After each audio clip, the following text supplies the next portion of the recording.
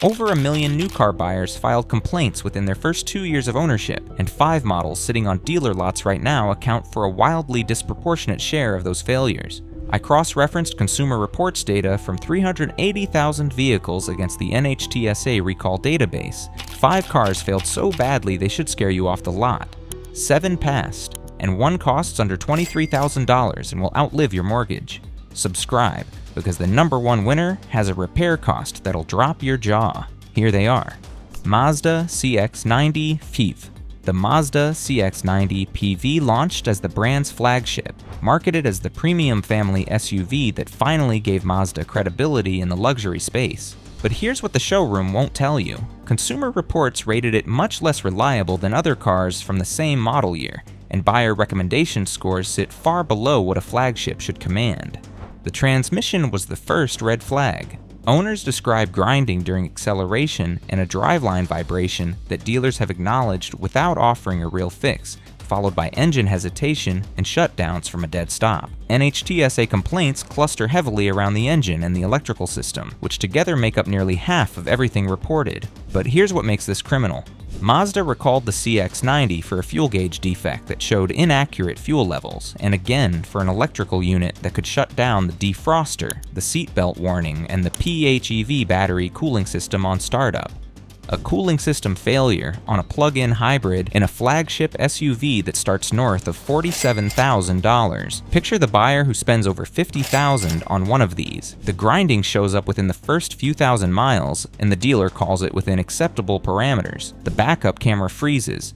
The defroster quits in the middle of winter, and the car sits in the service bay for weeks waiting on parts with no loaner. Out of warranty, that kind of electrical repair runs past $3,000. At $50,000+ with a driveline problem at barely broken in mileage, the CX90 costs you in headaches long before the repair bills. But the next car fails even faster, and it's from a brand millions of families still trust. KIA EV6.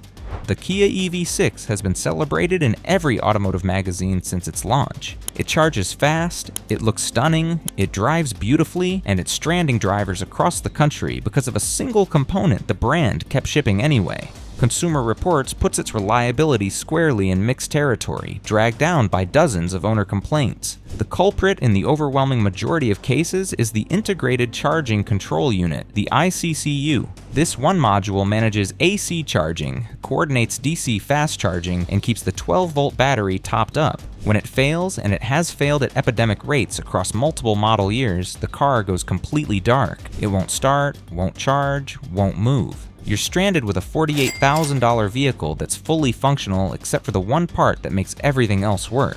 But here's what makes this worse. The failure pattern shows up in the data going back years. The brand issued software updates and service bulletins, but never fixed the underlying hardware. The same architecture kept shipping across model years, and owners who received the software patch still reported the ICCU dying months later. Picture the driver making payments on this car. A charging error at 14,000 miles, waved off as a software update. The 12-volt battery dies and the car goes unresponsive in a parking garage late at night with roadside assistance hours away. The ICCU finally gets replaced under warranty with the same design that failed the first time. That's a stranding risk baked into a car you can't trust to get you home. But what comes next failed straight from the factory in a way that should have triggered an investigation, not a press release. Chevrolet Blazer EV. General Motors halted sales of the Chevrolet Blazer EV entirely, a stop sale on a brand new vehicle. The reason? Software so broken that screens went blank, DC fast charging failed, and navigation stopped working. GM patched it and resumed sales, then recalled it again for a parking brake wiring fault that could engage the brake while driving or let the vehicle roll away when parked. Tens of thousands of vehicles. Then it recalled those same vehicles a second time because the first recall repair had been done incorrectly. Consumer Reports rates the Blazer EV much less reliable than other cars from its model year, with multiple active NHTSA recalls. The most common trouble areas are the in-car electronics, the EV charging, and now the braking system. But here's what makes this suspicious. The car was rushed to market on a software architecture that wasn't stable yet. The systems managing charging, climate, and the instrument cluster tested in isolation but not together under real thermal and electrical load. The blank screens, the charging errors, and the brake faults are all symptoms of that same premature launch. chosen to keep revenue flowing rather than delay. Imagine picking one up after the stop sale ended, thinking the problems were solved. The main display goes blank on the highway. No camera, no nav, no climate readout. Fast charging fails at a public station with charge to spare, stranding the driver miles from home.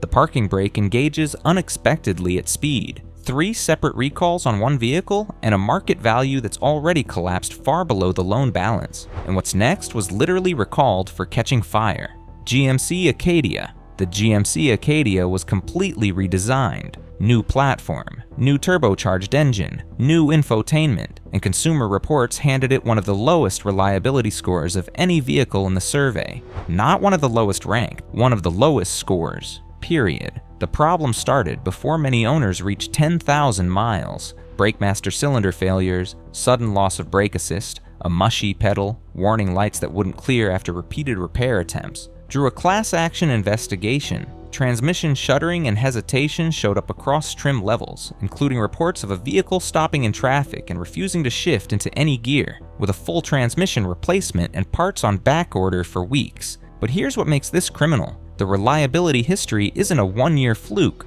Earlier Acadia model years were also rated below average, pointing to a systemic issue in the program. And despite that pattern, the redesign was marketed as a premium family hauler going head-to-head with the Highlander and the Pilot. Picture the family that buys the top Denali trim for over $60,000 and lands in the service bay 6 separate times in little more than a year. A sunroof seal lets go, a body panel starts detaching, the transmission leaks, a coolant hose fails, an engine knock appears, then a dashboard. Its warning about possible engine failure lights up on the school run, and the parts are on indefinite backorder, $60,000 trading in for barely half of that. But the number one car to avoid wasn't recalled once. It's been recalled repeatedly for the same fire risk with people inside. Chrysler Pacifica, plug-in hybrid. The first recall of the Chrysler Pacifica plug-in hybrid came after a dozen confirmed battery-related fires, all of them in vehicles that were parked. All with the ignition off, most of them while the vehicle was plugged in and charging in someone's home garage. Consumer Reports rates the Pacifica PHEV near the very bottom of its entire survey. Across recent model years, the manufacturer has issued multiple separate recalls covering this vehicle's battery system, and the core issue is always the same: a high voltage pack that can catch fire when parked, even switched off. One campaign alone pulled back nearly 20,000 US market vehicles, and later recalls expanded it further, with an added brake caliper fault causing fluid leaks and loss of front braking on top of the fire risk. But here's what makes this an absolute scandal. The earliest recall was supposed to fix the fire risk with a software update. It didn't. Owners who received that software fix were later swept into a new recall because the earlier remedy was insufficient. The risk was known to be unresolved, while some owners were still charging their vans in attached garages, never clearly told the danger remained. Imagine a family with 3 kids and this is their main vehicle. They get the recall notice, take it in, get told they're all set. More than a year later, a second notice arrives. The first fix didn't work. Now they're told not to charge it and to park it outside away from the house, while a replacement battery pack sits on back order for weeks and the rental costs come out of their own pocket. A $50,000 vehicle they can't charge or park in their own garage. That costs you more than money. It costs you the ability to trust your car won't catch fire tonight. Now the 7 that actually reached 200,000 miles. Before we get to the winners, hit subscribe right now, because the number one car on this list costs under $23,000 and has a per mile maintenance cost of less than 2 cents. You do not want to buy your next car before you see it. Subaru Forester. Starting around $30,000, the Forester rides near the top of Consumer Reports' brand reliability ranking, and it earned that spot because Subaru hasn't reinvented it in ways that create new failure points. The core naturally aspirated boxer engine is the same proven architecture it's been for years. That's exactly why it lasts. These regularly come in for a timing belt and water pump around 100,000 miles. The owner asks what else needs doing, and the honest answer is nothing. Forester owners routinely pass 150,000 miles on scheduled maintenance alone. At roughly $350 a year to maintain per RepairPal estimates, that works out to well under half the national average cost per mile for a compact SUV. But the next car outlasts it by an average of another 40,000 miles. Honda Accord.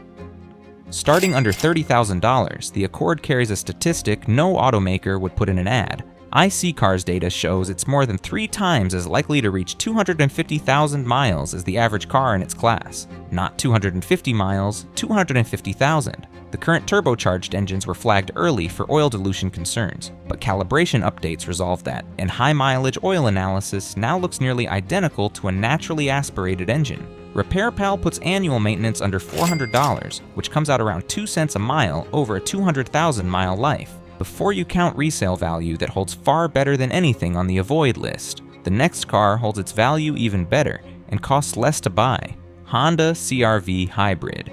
Starting around $35,000, the CR-V Hybrid was named a standout reliability performer by Consumer Reports and sits in the top tier of SUVs ranked by their odds of reaching 200,000 miles. RepairPal puts annual maintenance near $400. The reason is mechanical simplicity. Honda's 2-motor hybrid system borrows a design that's already proven itself, with no complex planetary gear set and no wet clutches. Fewer parts that can fail than a traditional automatic. These come in clean at 80 and 90,000 miles. At that maintenance cost, it runs about 2 cents a mile over 200,000 miles and cuts your fuel spend to less than half of anything in the Avoid section. The next car goes even further for even less. Toyota RAV4. Starting around $30,000, the RAV4 is the best-selling SUV in America, and it earns that from longevity data, not marketing. Multiple Toyota models sit among Consumer Reports' most reliable cars in the survey, and the RAV4 anchors that group. These engines regularly come in at 160,000 and 180,000 miles, with bearing clearances still within new vehicle spec. The current Dynamic Force engine runs a high thermal efficiency rating, which means less internal heat, less wear, less failure. RepairPal puts annual maintenance around $430, roughly 2 cents a mile over 200,000 miles, and thousands in savings over a decade versus the national SUV average, before Toyota's resale premium. But the next car is even cheaper to own year to year. Toyota Camry. Starting under $30,000, the Camry was ranked the highest rated midsize car in J.D. Power's dependability study, and Consumer Reports and RepairPal both confirm it. Hundreds of thousands of Camry owners have crossed 200,000 miles. The current engine uses a laser-clad valve seat process that dramatically reduces valve wear past 100,000 miles. These come in at 180,000 miles with valve measurements close to factory spec. That's not maintenance, that's engineering. At under $460 a year per car edge, it costs roughly 2 cents a mile over 200,000 miles, a fraction of what a Blazer EV costs over the same period once depreciation is counted, and the number 2 car does that math even better, starting under $24,000. Honda Civic. Starting under $24,000, the Civic has one of the lowest annual maintenance costs of any vehicle sold in America, under $370 per RepairPal. It's been reaching 200,000 to 300,000 miles in owners' hands for decades, and the current naturally aspirated engine in the base and sport trims is the simplest, most durable powertrain Honda builds. There's no variable geometry turbo to fail, no intercooler to spring a leak, no high-pressure injectors needing periodic cleaning. At 200,000 miles, the typical failure is a water pump, a modest repair, and everything else is still in spec. That's about $0.015 per mile over 200,000 miles, less than a quarter of what a Pacifica PHEV costs to keep on the road. But the number 1 car does all of that and adds something the Civic can't match. Toyota Corolla. Starting under $23,000, the Toyota Corolla is the best-selling car in history. Over 50 million sold. That's not a marketing figure, it's a reliability figure. No car sustains that kind of global adoption without an engine that works, a transmission that doesn't fail, and an ownership cost that doesn't make families regret it a decade later. Toyota tops Consumer Reports' brand reliability survey, and the Corolla anchors that ranking, with RepairPal putting annual maintenance around $360. The lowest on this entire list. iCar's data confirms it regularly reaches 200,000 to 300,000 miles, and there are documented examples past 400,000 on the original engine. The current engine pairs laser-clad valve technology with a dual-port and direct injection system that keeps injectors clean at high mileage, and the transmission has been refined past the early belt slip complaints that plagued the first CVTs. And here's what the showroom won't push. The Corolla Hybrid is rated up to 53 mpg combined, on a hybrid architecture Toyota has refined since the original Prius in 1997. Nearly 30 years of real-world field time no other manufacturer can match. Think of the owner who buys one, drives it to 187,000 miles, replaces the brakes twice and the water pump once, and when asked what they'll replace it with, says they won't. It's not done. At about $1.50 per mile over 200,000 miles, the Corolla isn't just the cheapest car here. It's statistically your best chance of still driving the same vehicle in 2040, after 380,000 vehicles cross-referenced. The conclusion is uncomfortable for every automaker rushing electrification. The slow, boring, conservative approach to engineering still wins. Toyota, Honda, and Subaru top the charts by refusing to ship technology that wasn't ready. Has your new car been in the shop more than you expected? Drop it in the comments. I read everyone. Next, the 5-car features dealers charge thousands for that actually lower your resale value. Thanks for watching.